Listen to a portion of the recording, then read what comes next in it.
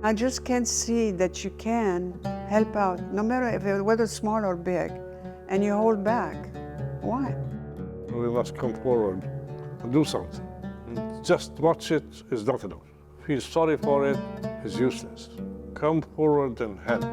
And not because you have to, but because it just feels good inside.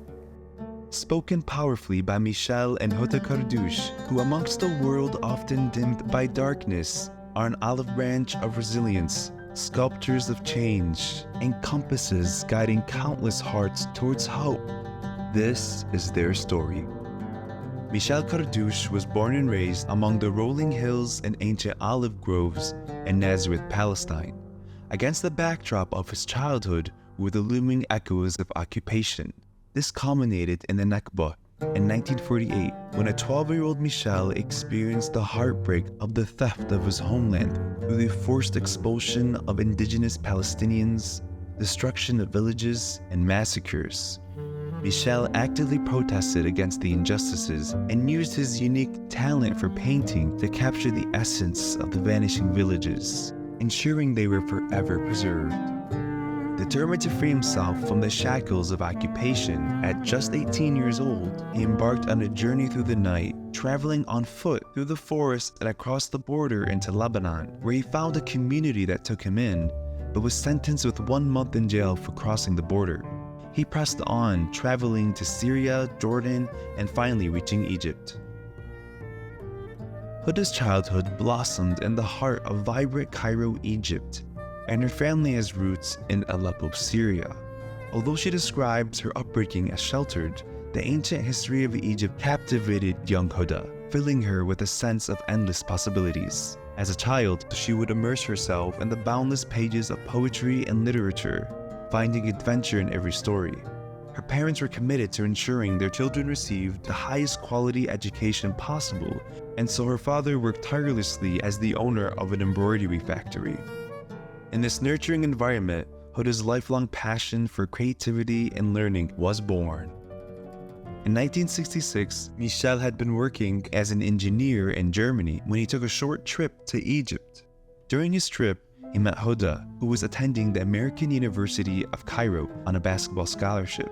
After a single trip to the Egyptian Museum together, they instantly fell in love, got engaged 2 weeks later in January of 1967, and were married in March. Hoda's college career was cut short, but her and Michel began their beautiful life of everlasting love together, moving to Germany, then Canada, and finally the United States. They moved to California in 1968, where they welcomed their sons, Mark and Paul, who quickly became the light of their lives. In time, work opportunities took them to Houston, where they put down roots.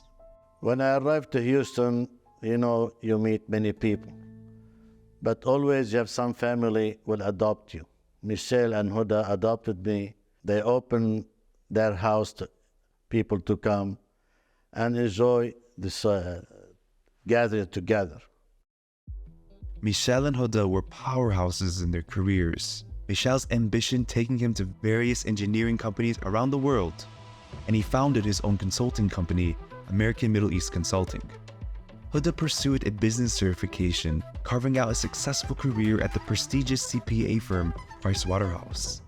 Eventually, Michel and Hoda jointly ventured into the Chinese economy, establishing advanced manufacturing factories and an international marketing network.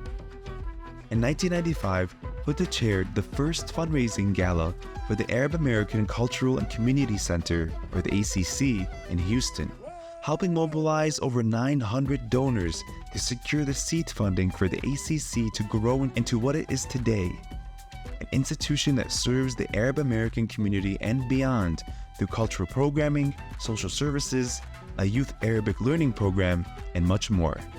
Hoda's leadership style is very engaging.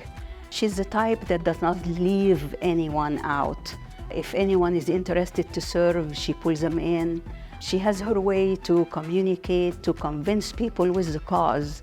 I met Hoda about 40 years ago. We were both serving on a committee for the ACC. She's worked very hard for many organizations and always made it a success.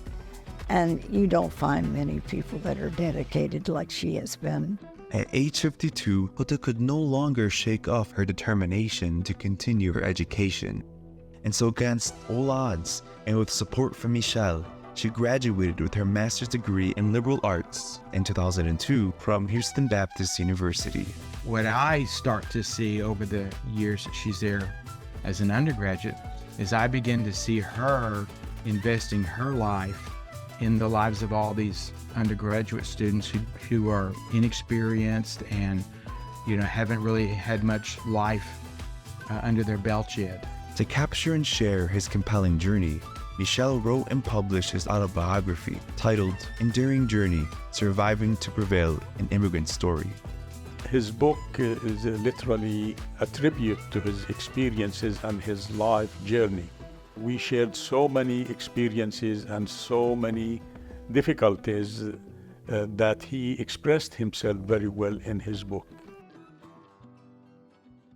Your book will inspire the survivors of these atrocities so that they will prevail and give as you and Hoda did. Palestine continues to live in Michelle's heart, and so both he and Hoda are committed to elevating the next generation of Palestinians through their involvement and support for the Leonard Education Organization, or LEO, which secures scholarship opportunities for Palestinians to universities worldwide while providing mentorship, living accommodation, and other resources for their success. The Kardoushes are advocates of the arts, such as through their support for the National Arab Orchestra, bringing the rich heritage of Arabic music to audiences across the United States and around the world.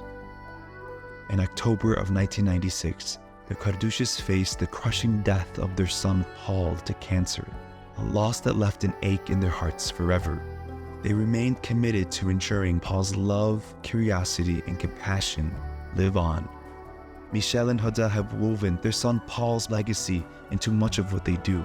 Paul, who was an exceptional student with aspirations to become a doctor of medicine, had a deep passion for Middle Eastern history and culture. And so in 2019, Michelle and Hoda established the Paul Kardoush Memorial Endowed Lecture Series at the University of Houston in Paul's memory. They gave a major endowment for this lecture. But in addition to the endowment, they also are very involved in it. What it has allowed us to do was to counter a lot of ignorance around the Arab region and its peoples. It has allowed us to confront a lot of the stereotypes that denigrate the Arabs. So really, this has been a wonderful platform to share our culture. They are generous supporters of numerous organizations championing various causes that save lives, reclaim the narrative, and create limitless opportunities, such as the Institute for Middle East Understanding, St. Jude Children's Research Hospital, and several churches in their hometown. Congratulations, Mike and Hoda. This honor and recognition is so well deserved. This couple's success is due to the blending of two people with generous souls who care about others. I consider them as the crown of our community. Every person who has asked them for help, they have always given. I can vouch for that. I've done so many galas. There's not one time I have asked them to sponsor, make a donation. They've always given, and they've exceeded my expectation. Michelle and Hoda Kardoush demonstrate that despite losing so much, your land, your home, and even your loved ones, it's still possible to endure hardship and inspire change. It's this power and grace that they pass down to their 3 grandchildren, Paulina, Natalia, and Gracie, and earns them the title of the 2024 Outstanding Arab American Philanthropists of the Year. Congratulations, Michelle and Hoda Kardoush.